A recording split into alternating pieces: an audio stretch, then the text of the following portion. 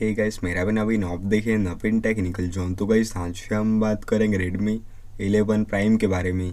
Guys आज का हमारा टॉपिक है keyboard sound settings, how to enable and disable keyboard sound. तो गाइस अगर आप अपने फ़ोन में कीबोर्ड साउंड को इनेबल एंड डिसेबल करना चाहते तो गाइस यह वीडियो को आखिरी तक देखिए एंड समझिए। एंड अभी तक आपने हमारे चैनल को सब्सक्राइब नहीं किया है तो प्लीज़ सब्सक्राइब कर लीजिएगा।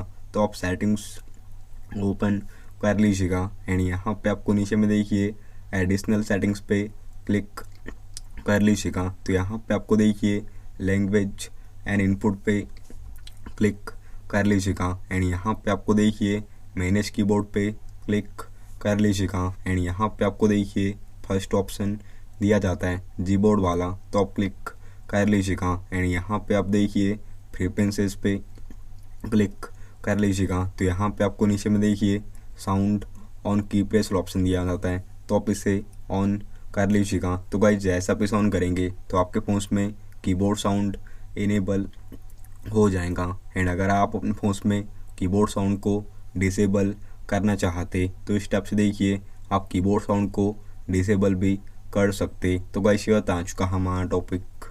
उम्मीद है गाइस आपको वीडियो पसंद होगी। आज के लिए बस इतना ही। Thank you.